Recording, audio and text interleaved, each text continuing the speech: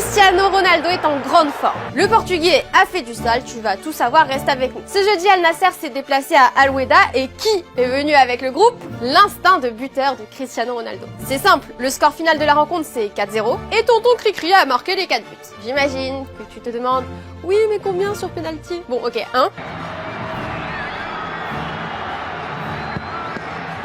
Mais regarde, il en a quand même inscrit 3 dans le jeu. À la 21e, CR7 a envoyé sa petite frappe du gauche à gauche de la surface. Le gardien a dévié la trajectoire mais le ballon est rentré.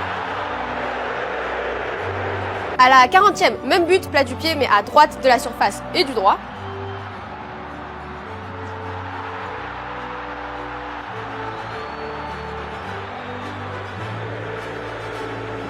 À la 53e, un adversaire a dégagé le ballon avec la main. L'arbitre a décidé d'aller consulter le VAR. Pas de doute selon lui. Penalty accordé à Al Nassr. Et qui l'a tiré?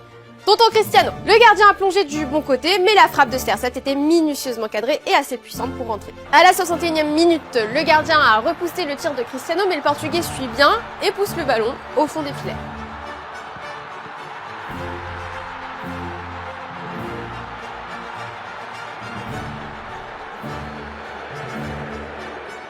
Quatre buts et seulement 1 sur penalty. Ça faisait longtemps que ce n'était pas arrivé, j'espère que t'as bien apprécié les images et le bonheur dans les yeux du Portugais. Cette victoire qui permet à son club d'Al Nassr de reprendre la tête du championnat d'Arabie Saoudite après 16 matchs est importante. Et surtout, ce quadruplé permet à Cristiano Ronaldo de passer la barre des 500 buts, 503 exactement désormais, marqués en championnat durant sa carrière. 311 en Liga, 103 en Première Ligue, 80 en Serie A, 3 dans le championnat portugais et 5 en Saudi League. Après le match, l'arbitre a dédicacé le ballon à CR7 et a pris une photo avec lui, donc je sais pas vraiment pourquoi. Tout semble aller de mieux en mieux pour Cristiano Ronaldo qui vendredi dernier avait marqué son premier but sous ses nouvelles couleurs sur penalty dans le temps additionnel pour égaliser à 2 partout sur le terrain d'Al Fateh en championnat. Allez, on passe à un autre sujet. Zlatan Ibrahimovic va bientôt retrouver son groupe et comme chaque chose que fait Zlatan, ça ne passe pas inaperçu. Il faut une déclat dont lui seul a le secret, évidemment. Le Z a donc l'air en forme et ça tombe bien parce que le Milan AC, lui, n'est pas trop en forme depuis le retour du mondial. Le club est seulement 6e de Serie A, alors Zlatan, qu'en penses-tu? La critique, c'est normal parce que s'il ne te critique pas, c'est que tu n'es pas au top.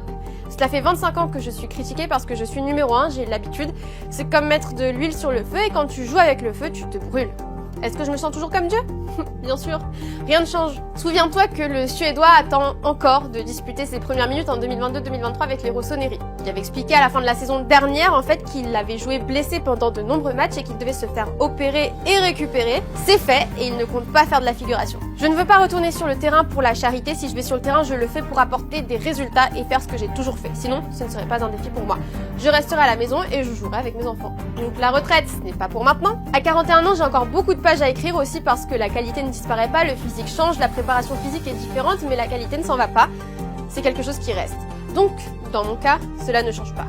À ceux qui ne croient pas en Dieu, je le montrerai sur le terrain, pas avec des mots. Autre moment fort dans le monde du football, la prise de parole d'Alex Morgan. La FIFA est sur le point d'intégrer l'Office du tourisme d'Arabie Saoudite aux partenaires de la Coupe du monde féminine de football en Australie et en Nouvelle-Zélande. Un choix incohérent selon la joueuse. Yeah, I mean, listen, I think it's bizarre that FIFA has looked to have a Visit Saudi sponsorship for the Women's World Cup when I, myself, Alex Morgan, would not even be supported and accepted in that country. So I just don't understand it. I think that what Saudi Arabia can do is put efforts into their women's team that was just formed only a couple of years ago and doesn't even have a current ranking within the FIFA ranking system because of the such few games that they've played. So that would be my advice to them, and I really hope that